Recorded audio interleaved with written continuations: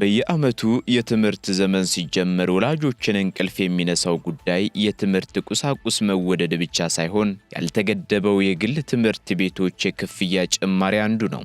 በአዲስ አበባና በክልል ከተሞች የሚገኙ የግል ትምህርት ቤቶች ከ50% እስከ 100% እና ከዚያ በላይ ጭማሪ እያደረጉ መሆኑ ይጠቀሳል። ይህ ጭማሪና የወላጆች ለችግር መጋለጥ ግን በመጀመሪያዎቹ የትምህርት ቀናት አያበቃም። ከዚያ በኋላም የሚጠየቁት የተለያዩ ክፍያዎችና በወላጆች አንደበት ልጆች አይጠቀሟቸውም በሚባሉ ቁሳቁሶች በትምህርት ቤቱ በሚከበሩ በዓላት ሰበብ የሚጠየቁት ክፍያዎች ወላጆችን በማማረር የሚቀጥሉ ናቸው። ሰላም ጤና ይስጥልን። የገበያ ሚዲያ የልዩ ጥንቅር ፕሮግራም ተከታታዮቻችን፣ በዛሬው የልዩ ጥንቅር ፕሮግራም ማችን ያልተገደበውን የግል ትምህርት ቤቶች የክፍያ ጭማሪ አንስተን እንመለከታለን። ለመሆኑ ወላጆች ምን እያሉ ነው? የትምህርት ቤቶች ለጭማሪው ምን ምክንያትም ያቀርባሉ? የአዲስ አበባ ትምህርት ቢሮና የንግድ ሚኒስቴር ያስቀመጡት አቅጣጫስ ምንድነው? የሚሉትን ጉዳዮች በዛሬው የልዩ ጥንቅር ፕሮግራማችን በሰፊው ልንዳስስ ወደናል። እስከ ፕሮግራማችን ፍጻሜ ድረስ አብራችሁን እንድትቆዩ ከወዲሁ እየጋበዝን ስለምናነሳው ርዕሰ ጉዳይ ደግሞ ያላችሁን ሐሳብ፣ አስተያየት እንዲሁም ጥቆማ ካላችሁ በኮሜንት ሴክሽን እንድታደርሱን እያለን ወደ ዛሬው ልዩ ጥንቅራችን እንሸጋግራለን።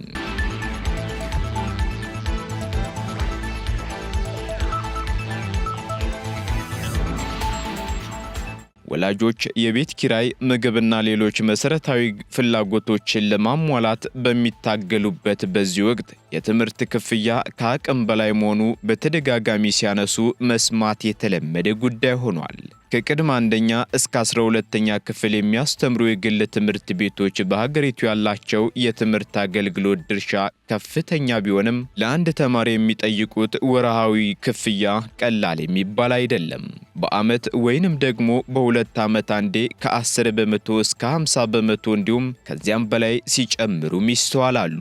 ይህ ወላጆችን በተደጋጋሚ ለመንግስት አቤት እንዲሉ ያደረገ ቢሆንም ትምህርት ቤቶች ወርሃዊ ክፍያ ላይ የሚያደርጉትን ጭማሪ ግን ሊያለዝብ አልቻለም። ነገር ግን ከዚህ ቀደም ያለምንም ቅድመ ማስጠንቀቂያና አማራጭ መፈለጊያ ጊዜ ትምህርት ቤቶች ትምህርት ሲከፈት ወይንም አጋማሽ ላይ የሚያደርጉትን ጭማሪ አስቀርቷል። ይህም ቢሆን ግን በየዓመቱ አሊያም በትምህርት አጋማሹ ወላጆች ለልጆቻቸው የሚጠየቁት የትምህርት ክፍያ ጭማሪም ራስ ምታት እንደሆነባቸው በተለያዩ መድረኮች ሲናገሩ ተደምጠዋል። የግል ትምህርት ቤት ባለቤቶች በበኩላቸው ባገኟቸው መድረኮች ሁሉ የተማሪ ክፍያ በየጊዜው የሚጨምሩበት፣ አብዛኛዎቹ ተከራይተው የሚሰሩ በመሆናቸው በደሞዝ ተወዳዳሪ ሆነው መምህራን ለማግኘትና የትምህርት ስራ ወጪን ከባድ ስለሆነ ነው ይላሉ። ወላጆች ደግሞ በኢፍትሐዊነት ከሚያነሷቸው አሰራሮች መካከል ያለ ወላጆች ምክክር የሚደረግ ጭማሪ፣ ልጃችሁን መመዝገብ ካልቻላችሁ መልቀቂያ ውሰዱ የሚሉ ማስፈራሪያዎችንም ይጠቅሳሉ። በተጨማሪም ከተማሪዎች ወርሃዊ ክፍያ በተጨማሪ ለምዝገባም፣ ለዩኒፎርምና ለትራንስፖርት የሚጠየቁ ከፍተኛ ክፍያዎች እንዲሁም ክፍያው በጨመረ ቁጥር ደግሞ በትምህርት ጥራት ላይ የሚታይ ለውጥ አለመኖሩን በወላጆቹ ይነሳል። የግል ትምህርት ቤቶችም የራሳቸው መከላከያ ነጥቦች ያላቸው ሲሆን የዋጋ ግሽበት ወይም ኢንፍሌሽን ማለትም የቤት ኪራይ ዋጋ መጨመር፣ የኤሌክትሪክና የውሃ ታሪፍ መኖርን ያነሳሉ። ሌላኛው የመምህራን ደሞዝ ሲሆን በዚህ ብቁ መምህራንን ለማቆየት ከፍተኛ ደሞዝ መክፈል ግድ እንደሚላቸው በመግለጽም የትምህርት ግብዓቶች፣ የመጽሐፍ፣ የላቦራቶሪ ዕቃዎችና የቴክኖሎጂ ግብዓቶች ዋጋ በዓለም ገበያ እንዲሁም በምንዛሬ ምክንያት መጨመሩንም በማንሳት ያስረዳሉ። በሌላ በኩል የግል ትምህርት ቤቶች እንደ ልባቸው የሚፈነጩት የመንግስት ትምህርት ቤቶች ጥራት ወርዶ አማራጭ በማጣታቸው ነው የሚባልም ሲሆን ወላጅ ልጄ መንግስት ትምህርት ቤት ገብቶ እጣ ፈንታው ከሚበላሽ ብዬ ተበድሬ ከፍላለው በሚል ስነ ልቦናም ታስሯል። መንግስት የራሱን ትምህርት ቤቶች ሆን ብሎ ችላ ማለቱ ለግል ባለሀብቱም ያልተገደበ ገበያ ፈጥሮለታል የሚል ጠንከር ያለ ትችት ሲቀርብም ይሰማል። የክፍያ ጭማሪውና ማህበራዊ መገልገል ወይንም ሶሻል ስትራቲፊኬሽንን ስናይ ደግሞ ይህ የክፍያ ሩጫ በኢትዮጵያ ውስጥ ሁለት አይነት ዜጎችን እየፈጠረ እንዳለም ያመለክታል። መክፈል የሚችሉ የሀብታም ልጆች ምርጥና የተሻለ ትምህርት የሚያገኙበት፣ መክፈል የማይችሉ የድሃ ልጆች ደግሞ ተረካቢ ተብለው ጥራት በሌለው ትምህርት የሚቀጥሉበት ስርዓትም እየሰፈነ መሆኑ ይስተዋላል። ይህ ደግሞ ለወደፊቱ የማህበራዊ ፍንዳታና የክፍል ልዩነት መነሻ እንደሚሆንም በርካቶች ያስጠነቅቃሉ።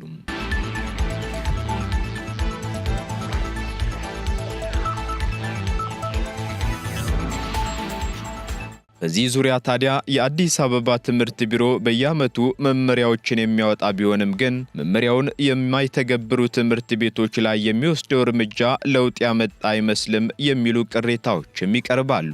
በዚህም ወላጆች ይህ የሚያሳየው ደግሞ በትምህርት ባለሀብቶችና በውሳኔ ሰጪ ባለስልጣናት መካከል ያለውን የጥቅም ትስስር የሚያነሱም ሲሆን መንግስት የገበያ ኢኮኖሚ በሚል ስም ኃላፊነቱን ለግል ዘርፉ አሳልፎ ሰጥቷል ሲሉም ይደመጣሉ።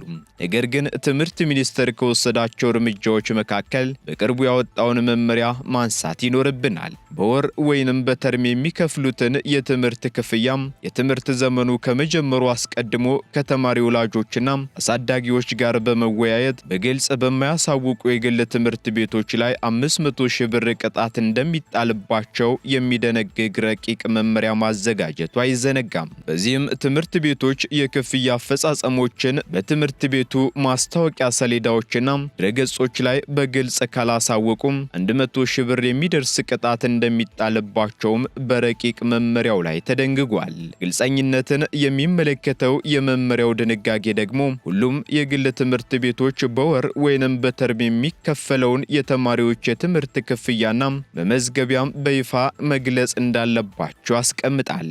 ትምህርት ቤቶቹ ይህን ማድረግ የሚጠበቅባቸው የትምህርት ዘመኑ ከመጀመሩ በፊት እንደሆነም በድንጋጌው ላይ ሰፍሯል። የግል ትምህርት ቤቶቹ የክልል ወይንም የከተማ አስተዳደር ትምህርት ቢሮዎች በሚያወጣቸው መመሪያዎች ላይ ተመስርቶ የሚያዘጋጀውን የትምህርት ክፍያና መመዝገቢያም በይፋ ከመግለጻቸው በፊት ከወላጅ ወይንም ከአሳዳጊ ጋር መወያየት እንደሚጠበቅባቸውም በረቂቅ መመሪያው ላይ ተመላክቷል።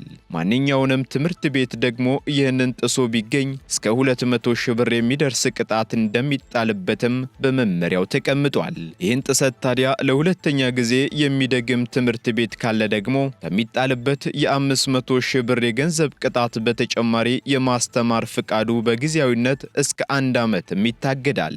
ሁሉም የግል ትምህርት ቤቶች ታዲያ በመመሪያው መሰረት የክፍያ አፈጻጸሞችን በትምህርት ቤቱ የማስታወቂያ ሰሌዳዎችና ድረገጾች ላይ በግልጽ የማሳወቅ ግዴታም ተጥሎባቸዋል።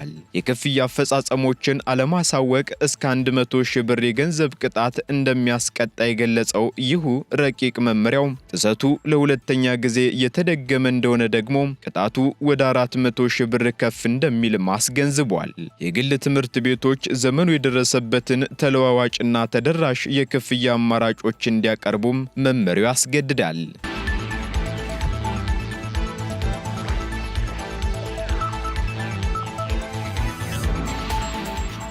ትምህርት ቤቶቹ የክልልና የከተማ አስተዳደር ትምህርት ቢሮዎች ከሚሰጧቸው የክፍያ መመሪያዎች ውጪም ያልተፈቀደ ክፍያ ማስከፈል እንደማይቻልም በረቂቅ መመሪያው ላይ ተቀምጧል።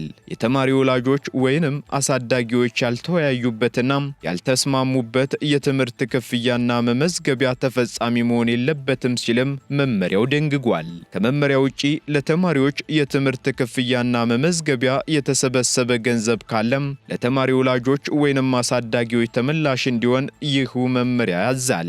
የትምህርት ወይንም የመመዝገቢያ ክፍያዎችን በተመለከተም የተማሪ ወላጆች ወይንም አሳዳጊዎች ቅሬታ ካላቸው ደግሞ የትምህርት ስራውን ለሚያስፈጽሙ አካል በጽሁፍ ማቅረብ እንዳለባቸውም በመመሪያው ላይ ተቀምጧል። በዚህ አሰራር ያልተፈቱ ቅሬታዎች ካሉ እንዲሁም በሚመለከተው የትምህርት ቢሮ ወይንም በሚኒስቴር መስሪያ ቤቱ ቀርበው ታዩላቸው እንዲችሉም በረቂቅ መመሪያው ተመላክቷል። ያልተፈቱ ቅሬታዎች ወይንም አለመግባባቶች በ15 የሥራ ቀናት ውስጥ መፍትሄ ሊያገኙ እንደሚገባም መመሪያው ቀነ ገደብ አስቀምጧል። ከመመሪያው ውጪ ለተማሪዎች የትምህርት ክፍያና መመዝገቢያ የተሰበሰበ ገንዘብ ካለም ለተማሪ ወላጆች ወይንም አሳዳጊዎች ተመላሽ እንዲሆን ይኸው ረቂቅ መመሪያ ያዛል። ይህን የመከታተል ስልጣን የተሰጠው ደግሞ ለአዲስ አበባ ከተማ አስተዳደር የትምህርትና ስልጠና ጥራት ቁጥጥር ባለስልጣን ነው። ባለስልጣን መስሪያ ቤቱ ታዲያ ጭማሪ አድርጎ የተገኘ ትምህርት ቤት በደንቡ የሰፈረውን ድንጋጌ የተላለፉ ትምህርት ቤቶች ላይ 50 ሺህ ብር አስተዳደራዊ ቅጣት የመጣል ኃላፊነትም ተሰጥቶታል።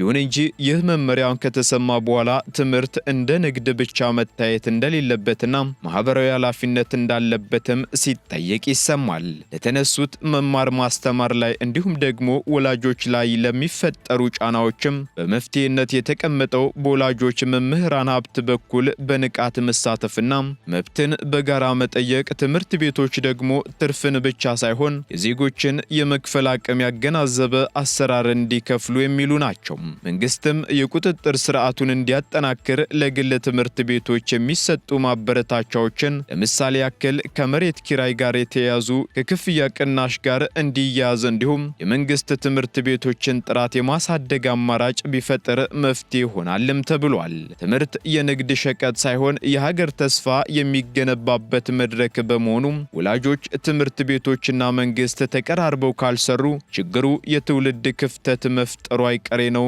የሚሉም ብዙ ናቸው። በመሆኑም በግል ትምህርት ቤቶችና በመንግስት ትምህርት ቤቶች ውስጥ ያሉ ክፍተቶችን በመሙላት ህብረተሰቡ ልጆችን በአቅሙ የተሻለ ትምህርት አግኝተው እንዲማሩ ማድረግ እንዲችል መንገዶችን መጥረግም ይገባል። ይህ የትምህርት ጥራትን በማምጣት ከ12ኛ ክፍል ተማሪዎችን ለማሳለፍ ያቃታቸው የመንግስት ትምህርት ቤቶች አቅም ለማሻሻልም ይረዳል ተብሎ ሲመከር ቆይቷል። የተከበራችሁ የገበያ ሚዲያ የልዩን ጥንቅር ተከታታዮቻችን እናንተስ በምትኖሩበት አካባቢ የትምህርት ቤት ክፍያ ጭማሪው እንዴት ነው? መንግስት ምን እንዲያደርግ ትመክራላችሁ? በኮሜንት ላይ እንድታሳውቁን እንጠይቃችኋለን። በዛሬው የልዩ ጥንቅር ፕሮግራማችን በግል ትምህርት ቤቶች ላይ የሚስተዋሉ ያልተገቡ የክፍያ ስርዓቶችን አንስተን ከወላጆች የሚቀርቡ ቅሬታዎችን፣ ከመንግስት በኩል የሚወሰዱ እርምጃዎችን እንዲሁም መመሪያዎችን ብሎም የግል ትምህርት ቤቶቹ የሚያነሷቸውን ሐሳቦች ስናስቃኛችሁ ቆየን። እስከ ጥንቅሩ ፍጻሜ አብራችሁን ስለቆያችሁ እናመሰግናለን። በሌላ ርዕስ በሌላ ቀን እስከምንገናኝ መልካሙን ሁሉ ተመኘንላችሁ።